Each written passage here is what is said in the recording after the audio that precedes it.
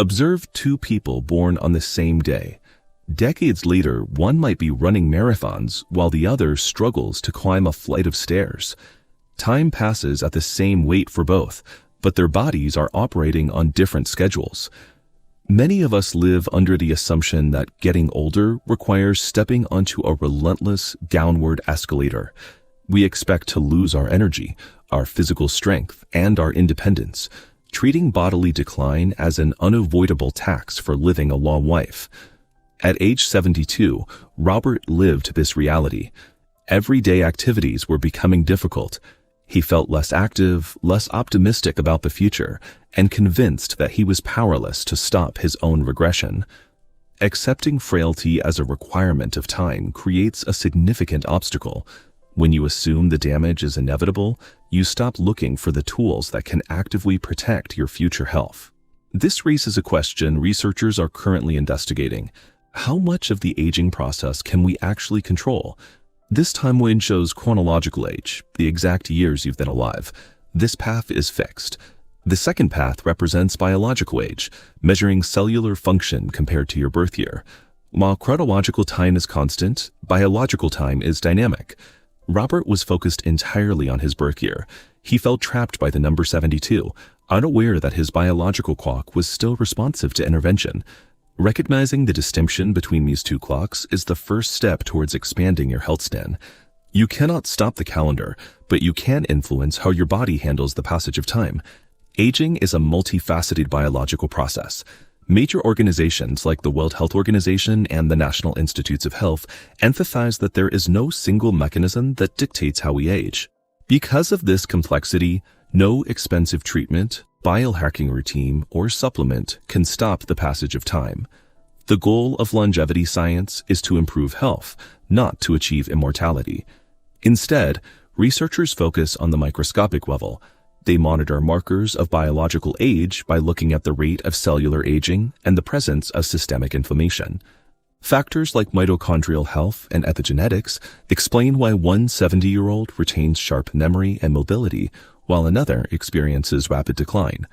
These cellular systems determine your functional age. Because these cellular mechanisms respond to their environment, your biological trajectory is never fully fixed. You can change how your body ages by changing the signals your cells receive. Robert's turnaround didn't come from a laboratory. His doctor suggested a shift towards simple, evidence-based habits that support biological resilience. He began with movement. Daily walking supports heart health, while strength training at least twice a week protects the muscle mass necessary for long-term independence. This diagram shows how recovery habits form a stable core. Consistent sleep supports immune function and memory, while a diet focused on whole foods, legumes, and adequate protein provides the materials for cellular repair. Longevity also depends on psychological health. Managing stress and maintaining strong social relationships are both shown to lower systemic inflammation. Real longevity power comes from the cumulative effect of these daily choices. They build a foundation that allows the body to maintain its function even as the years pass. Robert stayed consistent with his new routine for several months. These changes were gradual. He didn't feel a transformation overnight. Eventually, the results became clear. He felt stronger and more energetic, finding himself far more engaged with his community and his future. Robert remained 72 years old. However, his body now possessed the physical strength and recovery capacity of a man decades younger. Focusing on functional resilience rather than anti-aging changes your perspective.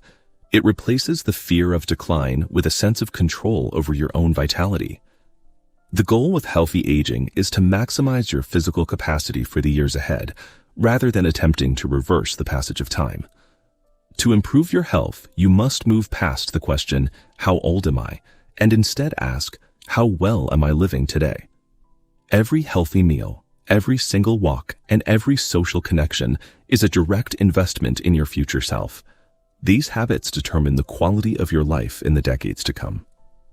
Aging is an opportunity to become a stronger and more capable version of yourself at any stage of life. While we cannot change the calendar, the health of our biological future remains largely in our own hands. In our next episode, we're looking at another critical health transition. We will explore the early signs of menopause, and how these hormonal changes impact your sleep, mood, and long-term bone health. Remember, life after 50 isn't about slowing down. It's about living stronger, healthier, and happier. If you enjoyed this video, please like and subscribe, and share it with someone you care about. This is Longevity After 50, adding life to years, one step at a time.